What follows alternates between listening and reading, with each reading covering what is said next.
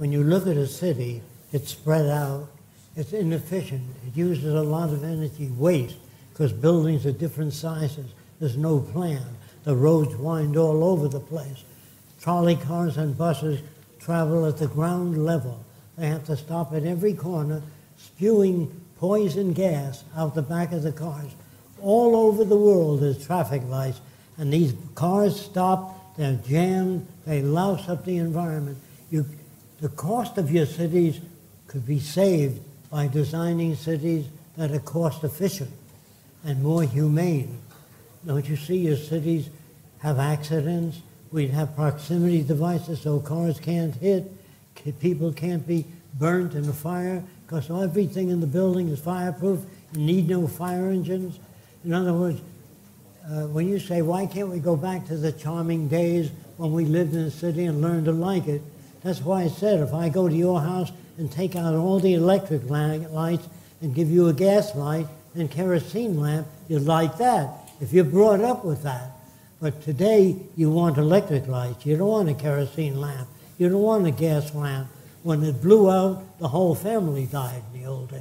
Did you know that? In the old city like Lisbon, I mean, we don't live in the same way as we did in 300 years ago here in this city. So why not think about the progress?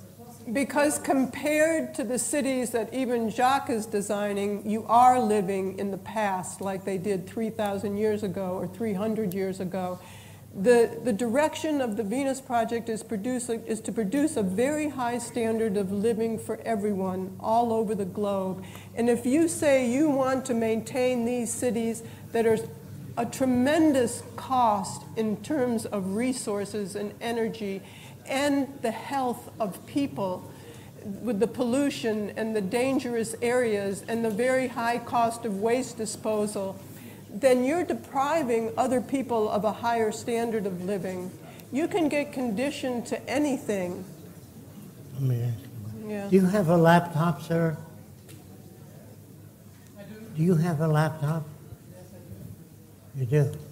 I'm surprised that you don't keep a pad. Anyway, any other questions? Yes. I have to Hi. leave. Hello? Can you hear me? Yeah. Okay. Well, first of all, to Roxanne and Jacko. Can you hold the mic closer to your mouth? We can't quite hear you. Yeah. Okay. My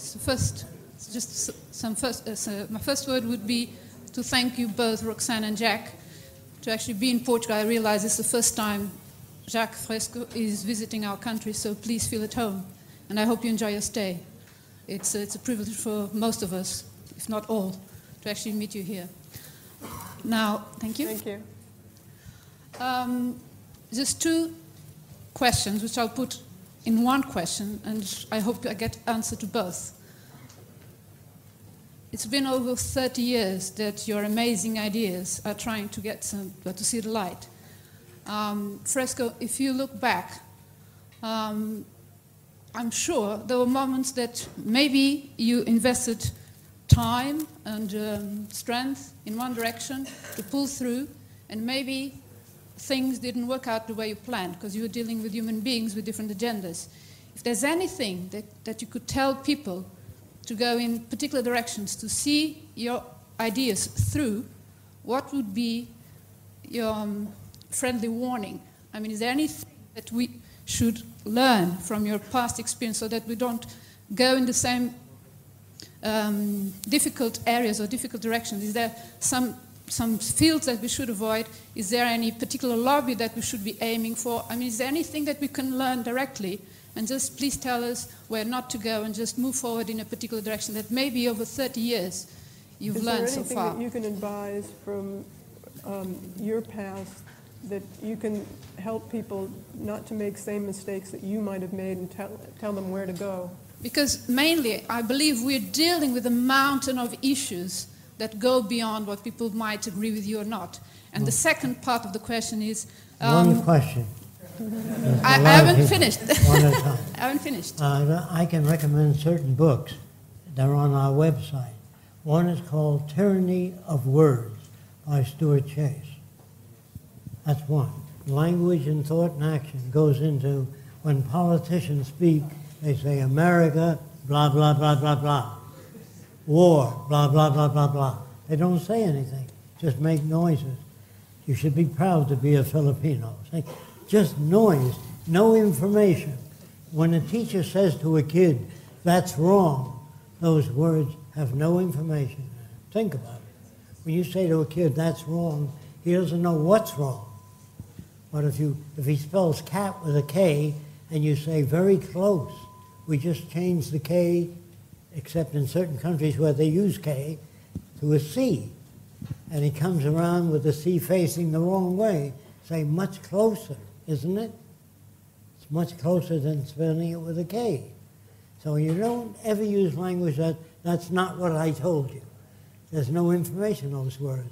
If you say your landing gear is too short, the propeller will hit the ground. Stuff like that is information. Where did I get that from? Years ago, I wanted to know how airplanes fly. Of course, I asked my parents, they didn't know. My relatives, they didn't know. So I went to the library. But this is years of frustration. I wanted to know that how can you fly on this thin stuff? And when I got the book, I opened it with great anxiety. I went to the library. It was called The Wright Brothers. And it starts out with, it was a sunny day in May, and Mrs. Orville Wright was hanging clothing on the line. That bothered me no end. I want to know how planes fly. I didn't want to know about the sunny day in May. That whole book was sunny day in May. Near the end of the book, they killed the pigeon, and they put wires in its wings to keep them out, and they moved the wings forward, backward, to find the center of balance. That was information. I had to plow through all that bullshit to get to that one point. So I learned how to read books and scratch the bullshit. And just like if a doctor made a wonderful contribution to medicine, I didn't want to know that he lived in Palos Verdes. He has 3 children, Janet, Jennifer, and Mildred. I didn't want to know that. And the doctor loved to play golf. Who the hell gives a shit? I just want to know what he did. So in the books of the future, they'll tell you what a person did. If you want to know about the guy, that'll be on the bottom. There's so much information in the world today, we cannot afford sunny day in May. Do you understand that? Now, writers get paid by the amount of books they write, amount of words they can stick in the book. Well, that's commercial, and that takes it away from information. And I was teaching a course, a 5-year course, and the students were learning it in 1 month. And the principal came out and he said, hey, Jock, this is a 5-year course. That means he doesn't give a shit about people. He's just interested in the money. Now, to prove that your government doesn't care about you, cigarettes would not be available in any sane society. Cigarettes always, not sometimes, always produce cancer in 15 or 20 years. It takes time. So telling kids not to smoke, we would show movies of a guy dying of choking of cancer. We'd show fresh lung tissue that stretches. After you've been smoking for 20 years, it tears when you pull on. We show people gasping for breath, dying of cancer. Real film. That's the best way to say no to drugs. Now, what the hell is that? Some pinhead wrote that. The wife of President, what was his name? Reagan. Ronald Reagan. Yeah. Nancy Reagan said no to drugs. What a stupid woman. That doesn't work. That doesn't do anything. You have so many stupid people in government, powerful people in the Army and Navy. I want to tell you a little bit about President Truman. Oppenheimer and Einstein went to see Truman, and they said, now that we have the atom bomb, please don't drop it on Japan. Drop it 30 miles off the coast. Say we have a terrible weapon. We'd rather not use it. Please surrender. And Truman said, I don't want those bums here anymore. And he dropped on Hiroshima and Nagasaki. They won't forget that. You killed all these thousands of people in a few seconds. Now, don't you think that's going to have a memory in the race? The Japanese people won't forget that. You drop bombs on cities and burn the people down there. That's not the answer to problems. That's an answer